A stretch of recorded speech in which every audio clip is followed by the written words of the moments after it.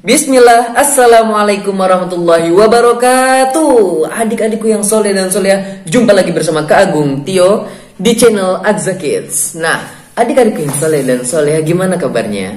Semoga semua baik-baik aja ya.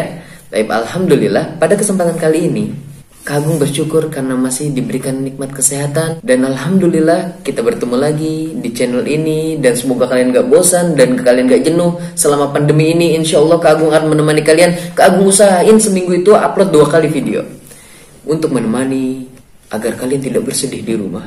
Kak Agung udah bosan di rumah, mau ketemu Kak Agung. Wes, jangan sedih. Insya Allah semoga lain kali kita akan ketemu lagi di kajian-kajian anak lainnya. Pada kesempatan kali ini Kak Agung ingin bercerita tentang sebuah kisah. Kisahnya ini adalah seorang nabi, yang mana nabi ini, kalau Kak Agung ceritain di awal pasti kalian udah tahu dong, karena nabi ini spesial dan orang semuanya udah pada tahu. Nabi ini bisa membelah lautan. Langsung Kak Agung aku tahu. Iya, belum. Nabi ini bisa merubah tongkatnya menjadi ular. Kak Agung aku tahu. Tunggu dulu, dengarkan ceritanya sampai habis agar kalian menikmati setiap prosesnya. Dan Nabi ini bisa menjadikan tangannya bercahaya. Ya, kalian sudah penasaran dong siapa sih Nabi ini? Atau mungkin kalian udah ada yang tahu. Tapi kalau kalian terus pantengin channel ini, maka Kak Agung akan menceritakan sebuah kisahnya dengan sesuatu yang sangat. Ya, kita lanjut lagi. Kak Agung ingin bercerita tentang kisah Nabi Musa alaihissalam. Nabi Musa alaihissalam lahir di sebuah kerajaan yang mana saat itu terdapat seorang raja yang hidupnya umurnya panjang sekali. Dan bahkan selama seumur hidupnya dia tidak pernah merasakan sakit. Saking hebatnya dia, Allah berikan kelebihan kepada dia sampai-sampai dia itu sombong. Sombong. Iya, maksudnya sombong ya. Dia sombong sampai-sampai dia mengaku karena dia kaya raya, dia nggak pernah sakit, umurnya panjang, dia ngaku-ngaku, ana rabbukumul a'la. Kalau kalian punya Tuhan, maka ana rabbukumul a'la. Aku adalah Tuhan kalian yang paling tinggi. Masya Allah. Manusia ngaku-ngaku Tuhan. Tuhan itu gak butuh pada makanan. Tuhan itu gak butuh pada tidur. Karena Tuhan yang sesungguhnya adalah Allah, yang tidak butuh pada segala sesuatu. Nah, adik-adik, kalian udah pada kenal dong siapa nama orang yang ngaku Tuhan ini? Ya, benar. Dia adalah Fir'aun laknatullah alaih. Allah melaknatnya, Allah membencinya. Yuk kita lanjut gitu ya. Ketika itu Fir'aun tidur. Lalu ketika ia melek, tersadar dari bangunnya, ternyata ia mimpi semalam. Ada api dari arah Baitul Maqdis membakar seluruh kerajaannya kecuali daerah Bani Israel. Ya, Bani Israel ini adalah keturunan Nabi Yakub alaihissalam. Semua api itu membakar kerajaannya. Ketika bangun dia tersadar, langsung memanggil penyihir kerajaan. Hai penyihir, datangkan kepada penyihir. Akhirnya penyihir itu datang. Iya, ada apa Baginda? Semalam aku bermimpi. Kenapa aku bermimpi seperti ini? Kerajaanku hancur karena ada api yang membakarnya. Bagaimana ini? Oh Baginda, akan datang seorang anak yang pada tahun ini lahir. Dia itu adalah anak laki-laki. Dia akan menghancurkan kerajaanmu. Mendengar hal tersebut, Raja Fir'aun marah luar biasa. Apa? Kalau gitu, prajurit! Prok. Mereka datang semuanya. Mulai hari ini, cari ke setiap rumah. Apabila ditemukan ada bayi yang lahir, maka bunuh mereka.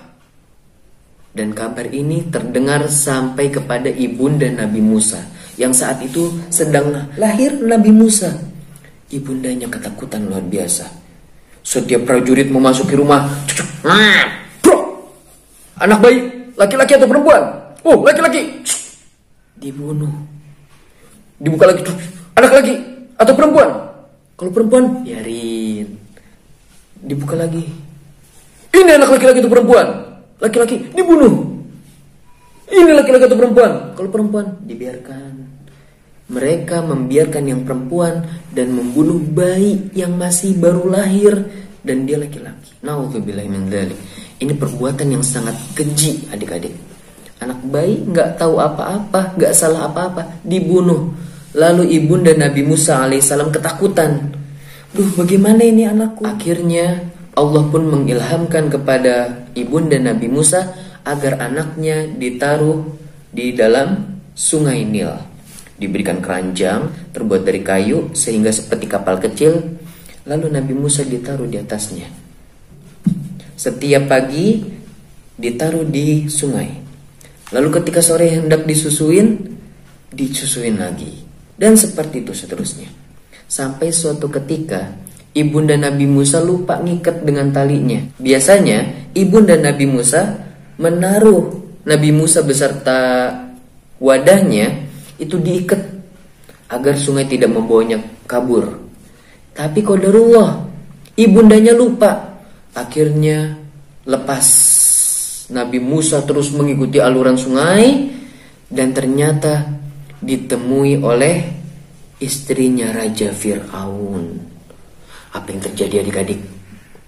Istrinya Raja Fir'aun menemukan bayi tersebut. Wah, kalau kita mau udah ketakutan ya. Ini pasti akan dibunuh nanti ketahuan sama Fir'aun. Tapi ternyata istrinya Raja Fir'aun ketika melihat ada peti itu diambil. Dan Allah menjadikan wajah Nabi Musa itu memang dari kecil sudah ganteng.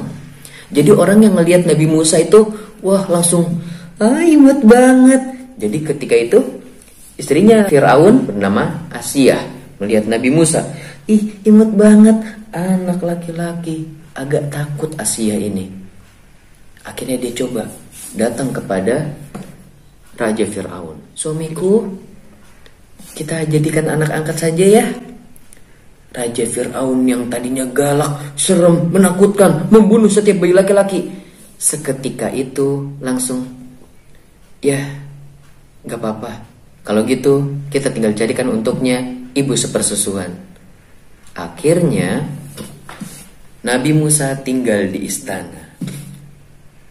Diumumkan kepada seluruh ibu-ibu yang masih menyusui, siapa yang bisa menyusui Nabi Musa maka ia akan tinggal di istana dan diberikan upah gaji yang besar. Ada saudarinya Nabi Musa yang mendengar hal tersebut. Ia langsung mengadu kepada ibundanya. Ibu, Musa, ada apa dengan Musa? Musa dirawat oleh istrinya Fir'aun, ibu, dan dia sedang mencarikan ibu yang bisa menyusuinya. Wah, ibundanya langsung kaget dan senang hati. Akhirnya ibundanya datang ke kerajaan tersebut, dan ketika sudah sampai, ikut seleksi. Ibu-ibu yang pertama menyusui Nabi Musa gak mau. Ibu-ibu yang kedua gak mau. Ibu-ibu yang seterusnya gak mau. Tetapi ketika ibundanya yang datang langsung Musa menyusu kepada ibundanya. Akhirnya ibunda Nabi Musa yang tadinya hidup di perkampungan sekarang tinggal di istana bersama keluarganya. Udah tinggal di istana, digaji, makanan enak-enak semua di sana, masya Allah. Kalian jangan ngeces ya. Ini lagi puasa, kalian harus tetap semangat berpuasa. Nabi Musa pun dibesarkan di istana. Dia memakan makanan yang sehat, menyegarkan dan lain-lain. Dan Allah memberikan kepada tubuh Nabi Musa tubuh yang besar dan kuat. Kulitnya coklat. Ya, tapi dia besar dan memiliki ketampanan. Maka dari itu Fir'aun pun ketika melihat Nabi Musa langsung setuju untuk dijadikan anak angkat. Nabi Musa berjalan-jalan sekeliling istana. Dan ketika sudah keluar istana, dia melihat ada orang sedang berkelahi. Suku Bani Israel dengan suku Kipti, orang asli Mesir, yang dia kafir. Akhirnya mereka berantem, ribut. Bani Israelnya kalah. Niatnya Nabi Musa ingin melerai. Hei kalian, jangan berkelahi. Tetapi yang suku Kiptinya Nabi Musa dorong. Lalu Nabi Musa gak sengaja, Nabi Musa pukul. Dan ternyata sekali pukulan adik-adik, orang suku Kipti tadi meninggal, mati. Luar biasa, hanya dengan satu kali pukulan orang langsung meninggal. Kalau kita Jangan ya, jangan, gak boleh mukulin orang. Bahkan ketika itu Nabi Musa langsung menyesali. Padahal aku gak ada niat buat ngebunuh dia. Padahal aku cuma buat melerai agar mereka tidak berkelahi. Dia langsung bertobat kepada Allah. Astagfirullah, ya Allah, ampunilah dosaku. Dia menyesal dengan benar-benar menyesal. Dia gak nyangka ternyata kekuatannya itu bisa membuat orang mati, adik-adik. Dan keesokan harinya, ternyata ketika Nabi Musa sedang berjalan-jalan, terjadi lagi pertikaian. Si Bani Israel ini berkelahi lagi sama orang suku Kipti. Berkelahi lagi. Nabi Musa melihat, wah, ini yang kemarin. Nabi Musa niatnya gak mau nolongin, tetapi melihat Bani Israelnya sudah mau kalah, langsung Nabi Musa datang lagi. Ketika Nabi Musa datang, lalu orang yang dari suku Kiptinya ini udah ketakutan. Hei Musa, jangan bunuh aku. Apakah engkau ingin membunuhku seperti engkau telah membunuh orang yang kemarin? Nabi Musa ketakutan. Ternyata udah ada yang tahu kalau dia udah ngebunuh orang kemarin. Akhirnya Nabi Musa kabur dari Mesir. Dia takut diburu oleh orang-orang, takut diburu oleh kerajaan, takut diburu oleh prajurit. Akhirnya Nabi Musa pun kabur ke negeri Madian. Di negeri Madian, Nabi Musa lelah setelah berjalan berkilo-kilo. Akhirnya beliau istirahat di dekat sumur yang di bawah pohon. Ia sambil bersandar dan melihat di sumur tersebut ada orang-orang sedang mengambil air. Dan ada 2 orang wanita menunggu di belakangnya. Si perempuan ini 2 orang gak berani ngedeket-deket. Mereka gak mau deket-deket sama laki-laki. Akhirnya nungguin lama banget. Laki-laki ini gak selesai-selesai, perempuannya nungguin. Lalu Nabi Musa datang dan mengambilkan air untuk wanita tersebut. Diambil, ini untuk kalian. Mereka berdua bahagia. Terima kasih. Lalu Nabi Musa mengatakan, apakah kalian punya makanan? Aku sudah berjalan jauh dan aku belum makan. Akhirnya kedua perempuan ini menawarkan untuk pergi ke rumahnya. Baik, kami ada makanan tapi di rumah. Mereka pun mengajak Nabi Musa ke rumahnya. Ketika di perjalanan, perempuan-perempuan ini gak berjalan di depan Nabi Musa. Kan di mana-mana ya, kalau kita mau ke rumah orang, yang tahu itu pasti di depan. Tapi kalau ini perempuannya gak di depan. Nabi Musa bilang, hei kalian berdua, berjalanlah di belakangku. Lalu bagaimana caranya Nabi Musa tahu di mana rumahnya? Nah, perempuan-perempuan itu mengumpulkan kerikil-kerikil batu kecil. Jadi nanti pas lagi berjalan, misalnya belok kanan, perempuan itu ngelempar batu ke arah kanan. Tung. Belok kiri. Tung. Lurus gak usah dilempar, ntar kena Nabi Musa. Enggak ya. Jadi cuma kalau belok kanan atau belok kiri. Ketika sudah sampai rumah, perempuan ini mengadu kepada ayahnya. Ayah, tadi di jalan kami bertemu dengan orang yang sangat baik mengambilkan air di sumur untuk hewan-hewan peternakan kami. Lalu ia meminta makan, ayah. Kami mengajaknya kemari. Akhirnya Nabi Musa pun masuk ke dalam rumahnya dan bertemu dengan seorang ayah. Sang ayah sangat luar biasa, bahagia. Terima kasih anak muda. Kalau tidak ada kalian, sesungguhnya anak-anakku ini perempuan dua-duanya dan mereka lemah. Terima kasih. Akhirnya diberikan makan Nabi Musa. Lalu Nabi Musa ditawarkan lagi. Hei anak muda, maukah engkau menikahi salah satu di antara putriku? Nabi Musa luar biasa, senang. Iya, saya ingin. Tapi dengan syarat, sebagai maharnya engkau harus bekerja kepadaku selama 8 tahun atau 10 tahun. Akhirnya Nabi Musa pun bekerja selama 8 tahun kepada kakek ini, ayahnya perempuan ini. Ia pun menikah, lalu ia berkeluarga, dan selama 8 tahun dia bekerja ya. Ketika sudah 10 tahun, 8 tahunnya sudah selesai, lalu 10 tahun dia tinggal di sana, Nabi Musa rindu dengan kampung halaman. Aku ingin pergi ke Mesir, di sana masih ada keluargaku. Akhirnya ia mengajak istrinya untuk pergi ke Mesir. Tapi ia masih ketakutan. Tapi semoga sudah 10 tahun orang-orang udah lupa kejadian bahwasanya Nabi Musa pernah membunuh prajurit atau membunuh suku Kipti. Lalu Nabi Musa memberanikan karena saking sudah kangennya. Semoga udah gak ada yang ingat. Yaudah istriku, ayo kita ke Mesir. Nabi Musa mengajaknya ke Mesir. Dan saat itu sedang musim dingin. luar biasa. Istrinya kedinginan di tengah jalan. Lalu Nabi Musa mencari-cari untuk menghangatkan istrinya. Ia memakaikan baju berlapis. Nabi Musanya biasa aja. Nabi Musa kuat. Akhirnya Nabi Musa menggunakan bajunya untuk istrinya. Nabi Musa masih memakai baju yang dalam. Akhirnya Nabi Musa melihat ada api. Lalu di sebelah api itu ada pepohonan. Ya, akhirnya Nabi Musa datang kepada api tersebut dan bilang kepada istrinya, "Wahai istriku, kau tunggu di sini dulu ya, biar aku mengambilkan api itu untuk menghangatkanmu." Nabi Musa pergi ke api tersebut dan ternyata Allah ingin mengajak Nabi Musa berbicara. Lalu ketika sudah sampai di situ, Allah berbicara kepada Nabi Musa, "Hai Musa, lepaskanlah sendalmu. Sesungguhnya engkau berada di lembah yang suci." Lembah ini bernama Lembah Tua. Musa pun diajarkan, "Hai Musa, apa yang engkau bawa?" "Oh, ini ya Allah, ini adalah tongkat." "Apa gunanya tongkat itu?" "Tongkat ini biasa untuk aku dulu menggembala kambing dan juga untuk memompa diriku saat aku berjalan. Ketika aku lelah, aku mau menggunakan tongkat ini." Lalu kata Allah, "Lemparkanlah tongkat itu." Nabi Musa pun melemparkan tongkatnya. Dus! Boom! Seketika langsung berubah menjadi ular yang besar. Nabi Musa lari langsung menghadap ke belakang. Lari. Lalu kata Allah, "Wahai Musa, jangan takut, pegang lagi tongkatnya." Lalu Nabi Musa kaget kan, ketakutan tadi. Akhirnya Nabi Musa memegang tongkatnya dan menjadi tongkat lagi. Allah sengaja mengajari Nabi Musa sebuah mukjizat, ya, agar ketika nanti melawan Fir'aun, Nabi Musa nggak kaget. Disuruh lempar malah keluar ular, Nabi Musa malah kabur sendiri. Ya, maka dari itu Allah mengajarkan kepada Nabi Musa tentang mukjizat.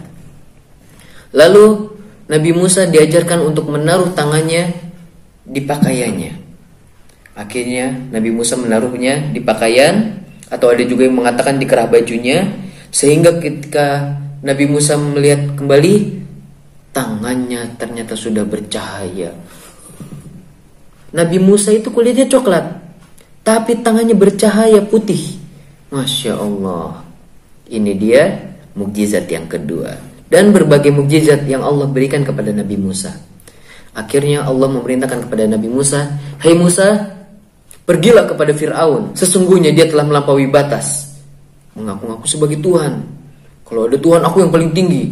Ya Allah, padahal Allah lah Tuhannya dia. Lalu Nabi Musa berkata kepada Allah, "Ya Allah, sesungguhnya aku tidak pandai dalam berbicara. Maka aku mohon, ya Allah, sesungguhnya aku tidak pandai untuk berbicara." Lalu Nabi Musa berdoa, "Rabbi shrah li sadri wa yassir li amri wahlul 'uqdatam min lisani yafqahu qawli." Ya Allah, lapangkanlah dadaku, mudahkanlah urusanku, lepaskanlah ikatan yang ada pada lidahku agar mereka paham ucapanku. Fir'aun ini jago sekali dalam berbicara. Makanya Nabi Musa kalau berbicara takutnya kalah bicara sama Fir'aun. Akhirnya Allah kabulkan Nabi Musa fasih dalam berbicara. Lalu Nabi Musa masih ketakutan. Ya Allah, tolong jadikanlah kakakku sebagai seorang nabi. Nah, Nabi Musa memiliki seorang kakak yang bernama Harun, kakak kandungnya. Dan Allah kabulkan Harun menjadi seorang nabi. Dan Nabi Musa pun berkata kepada Allah, "Ya Allah, jadikanlah Harun itu sebagai temanku saat aku berbicara kepada Fir'aun." Dan Allah kabulkan semua itu. Setelah sampai kerajaan, Nabi Musa menawarkan kepada Raja Fir'aun, "Wahai Fir'aun, inkah engkau menyucikan dirimu sendiri?" Nabi Musa gak nyuruh bilang begini, "Hei kamu, suci, kamu harus kembali kepada agama Allah." Enggak. Nabi Musa berkata dengan perkataan yang lemah lembut, sebagaimana Allah mengatakannya kepada Nabi Musa, "Berkatalah kepada Fir'aun dengan perkataan yang lembut, jangan yang keras." Ya, makanya Nabi Musa pun berkatanya dengan lembut. "Wahai Fir'aun, wahai bapak angkatku, apakah engkau ingin menyucikan dirimu sendiri? Langsung Fir'aun marah. Dia jago berkata-kata. Hei kamu yang dari kecil sampai besar udah tinggal di istanaku. Udah aku urusin semua biayamu. Lalu ketika engkau remaja, engkau malah membunuh anak buahku. Lalu engkau kabur. Giliran sekarang malah nyuruh aku menyucikan diriku, malah nyuruh aku menyembah Tuhanmu. Lalu agar Fir'aun percaya dengan dakwahnya Nabi Musa, akhirnya Nabi Musa melemparkan tongkatnya. Dus! Tongkat tersebut yang tadinya hanya tongkat biasa, ia langsung berubah menjadi ular. Kecil, agak besar, langsung membesar. Wush! Luar biasa. Fir'aun kaget. Sihir kayak begini mah, penyihirku juga bisa. Akhirnya Fir'aun mengumumkan, dicari penyihir hebat. Nanti ia akan mendapatkan uang beserta kejayaan yang makmur. Pokoknya nanti kalau dia bisa menang melawan Musa, maka dia akan menjadi penyihir yang hebat dan kaya raya di istana. Akhirnya terkumpul para penyihir berhadapan dengan Nabi Musa. Wow, sihir melawan mukjizat. Lihat adik-adik, siapa yang akan menang? Terjadilah duel antara penyihir dengan Nabi Musa. Para penyihir melemparkan tongkat, dan tali-tali tersebut, tongkat-tongkat tersebut berubah menjadi ular. Ularnya kecil-kecil. Lalu Nabi Musa pun melemparkan tongkatnya. Berubah menjadi ular yang sangat besar dan memakan tali-tali yang tadi berubah jadi ular. Ular-ular itu sebenarnya tetap tali, tapi mata-mata orang semuanya disihir sehingga melihat tali itu seperti ular. Ketika melihat tongkat Nabi Musa berubah menjadi ular sungguhan, mereka langsung beriman kepada Allah bahwa tidak ada Tuhan yang berhak disembah selain Allah. Para penyihir langsung beriman kepada Allah. Kami bertaubat atas sihir-sihir kami telah menipu banyak orang. Mereka bertaubat dan masuk Islam.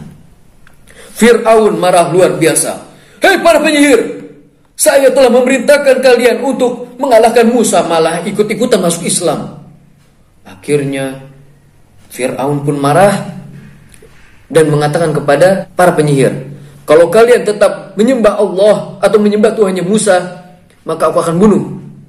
Akhirnya para penyihir pun mengatakan, kami lebih baik dibunuh olehmu dan kami akan tetap beriman kepada Allah. Akhirnya para penyihir tersebut dibunuh, adik-adik. Luar biasa keimanan mereka. Ketika mereka sudah melihat mukjizat, mereka pun langsung yakin bahwasanya Allah lah Tuhan yang harus disembah. Dan ada lagi satu mukjizat Nabi Musa yang tadi ditampakkan kepada Fir'aun, yaitu ketika ia memasukkan tangannya ke dalam bajunya atau memasukkan tangannya ke dalam sakunya, langsung keluar cahaya. Fir'aun biasa saja dan menganggapnya sebagai sihir.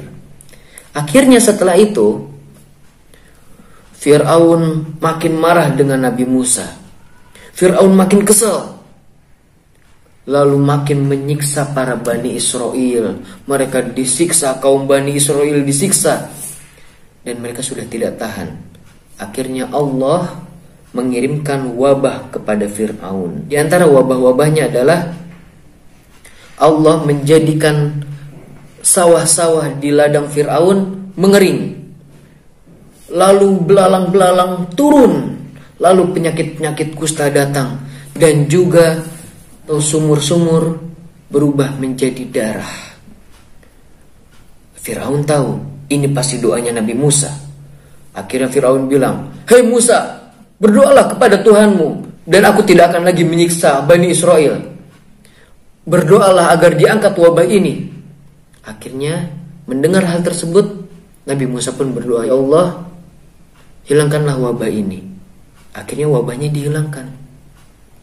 Tapi Fir'aun masih tetap jahat, tetap menyiksa kembali. Dia berbohong kepada janjinya. Akhirnya suatu malam Nabi Musa berkumpul kepada Bani Israel. Hai Bani Israel, mari kita pergi dari negeri Mesir ini. Ada yang ketakutan, takut dibunuh, ada yang takut ketahuan. Tapi orang-orang yang percaya dan beriman kepada Nabi Musa, akhirnya mereka hijrah di malam hari. Ketika sudah di pagi hari, Fir'aun melihat, kok perkampungan Bani Israel sepi ya? Pada kemana? Ada yang laporan, mereka sudah kabur di malam hari. Apa? Oh, padahal sudah ingin dibunuh Bani Israel tersebut. Akhirnya Fir'aun mengumpulkan bala tentaranya. Tentara, prajurit, datang semua berkumpul. Persiapkan semua kuda-kuda, persiapkan semua unta, persiapkan senjata-senjata terbaik kalian. Wah, Raja Fir'aun marah, ingin membunuh orang-orang Bani Israel bersama Nabi Musa dan Nabi Harun. Akhirnya mereka berkumpul. Mereka menggunakan kuda-kuda yang sangat cepat. Sedangkan Bani Israel orang-orang miskin, adik-adik. Mereka berjalan kaki, ada yang menaiki unta yang sudah tua dan lain-lain. Sedikit sekali, dan mereka orang miskin. Akhirnya terlihat dari jauh, wah, Nabi Musa, Nabi Harun, kita dikejar oleh kerajaan Fir'aun. Itu gerombolan Bani Israel, kejar. Wah, Bani Israel ketakutan. Wahai Nabi Musa, bagaimana ini? Nabi Musa ketika berjalan bersama kaumnya Bani Israel, mereka mendapati jalan buntu. Depannya mereka itu adalah lautan yang luar biasa besar. Lalu Nabi Musa menenangkan mereka. Tenanglah wahai kaumku, sesungguhnya Allah bersama kita. Lalu Allah memerintahkan kepada Nabi Musa, wahai Musa, pukullah lautan tersebut. Akhirnya Nabi Musa memukul lautan tersebut. Dem! Seketika lautan yang tadinya rata tiba-tiba membelah. Wah, luar biasa adik-adik.